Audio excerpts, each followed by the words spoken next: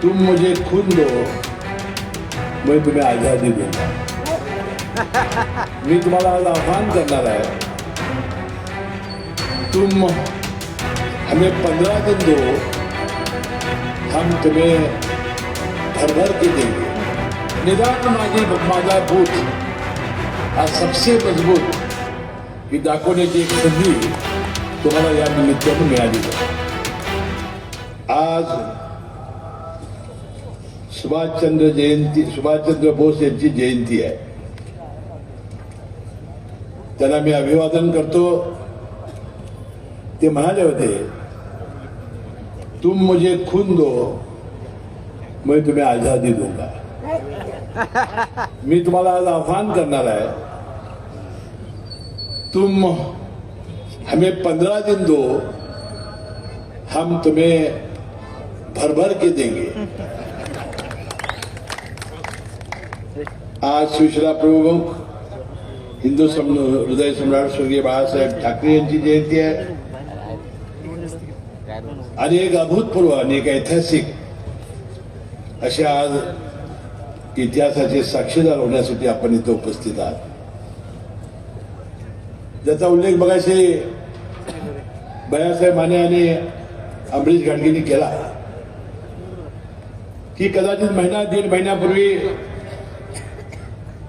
असे आम्ही तिघेजण आणि 2 पक्षामध्ये कागल तालुक्यामध्ये आघाडी होणार आहे असं कोणी सांगितलं असतं तर खरोखरच आम्ही त्याला मुलखात काढलं असतं। पण तो अचानकपणाने मुख्यमंत्री देवेंद्र फडणवीस साहेबांच्या आदेशाने नगरपालिकेला माझी आणि संभाजीराजांची युती झाली। एक चांगला कौल कागल शहराच्या जनतेने दिला। नगराध्यक्षांनी सर्वच्या सर्व नगरसेवक प्रचंड मताने त्यांनी निवडून दिलं आणि 10 वर्ष संघर्षानंतर सुद्धा आपण 2 नेते चांगल्या भावनेने एकत्र येणार असले तर कशी साथ देऊ शकतो हे दाखवून देण्याचा प्रयत्न कागल शहराच्या जनतेने केला। म्हणून या पंचायत आणि जिल्हा परिषद निवडणुकीमध्ये प्रचंड मताधिक्याने निवडून देऊन ज्या अपेक्षा संजय बाबांनी इथे व्यक्त केल्या त्या फलद्रूप कराव्यात आणि आम्ही तिघांनी घेतलेला निर्णय किती सार्थ आहे याचं मताच्या रूपाने आपण दाखवून द्यावं अशी कळकळीची विनंती मी करणार आहे। बंधू भगिनींनो, संभाजीराजांनी ज्या सूचना केल्या,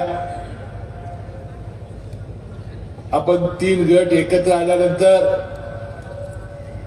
आपण गावागावामध्ये अतिशय संघटितपणे काम केलं पाहिजे। मतदानानंतर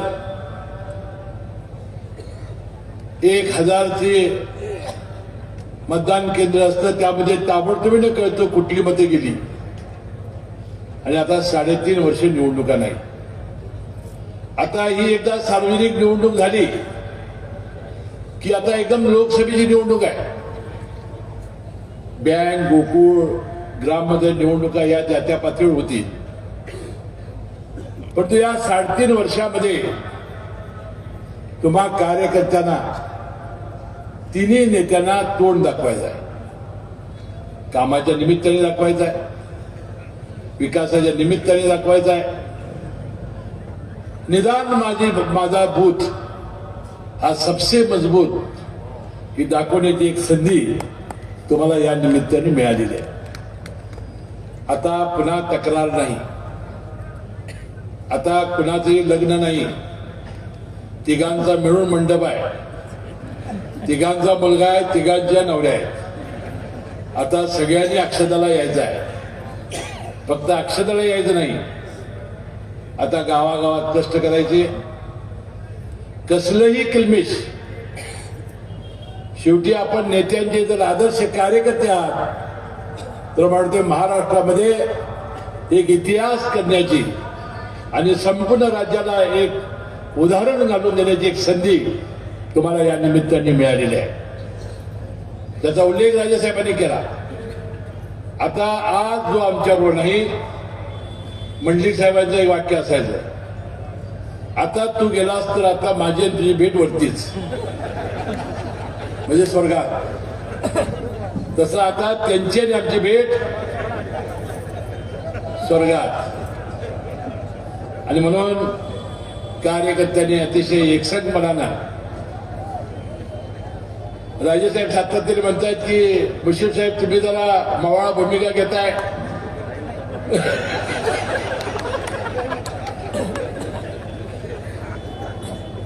आणि म्हणून मी अतिशय हार्ड भाषा वापरलेली आहे. मी कार्यकर्त्यांना विनंती आहे की कसलीही तक्रार, कसलीही याबद्दलची आपल्याबद्दलचं एखादी चूक घडता कामा नये एवढी विनंती तीनही गटाच्या कार्यकर्त्यांना माझी आहे. पण आमचा काय स्वार्थ आहे त्यामध्ये तिघांचा? आमचा कसलाही स्वार्थ नाही. 3.5 वर्ष निवडणुकाच नाहीत. गावागावात चांगलं विकासाचं काम व्हावं, गोर आणि गरीब सामान्य जनतेचं जे स्वप्न आहे ते पूर्ण व्हावं आणि या जनतेच्या ज्या आशा आणि आकांक्षा आहेत त्या फलद्रूप व्हाव्यात, या एका इच्छेनं आम्ही एकत्र आलेलो आहोत. आता राजेने सांगितलं की आपण एक जाहीरनामा काढणार आहोत. जाहीरनामा आम्ही काढू.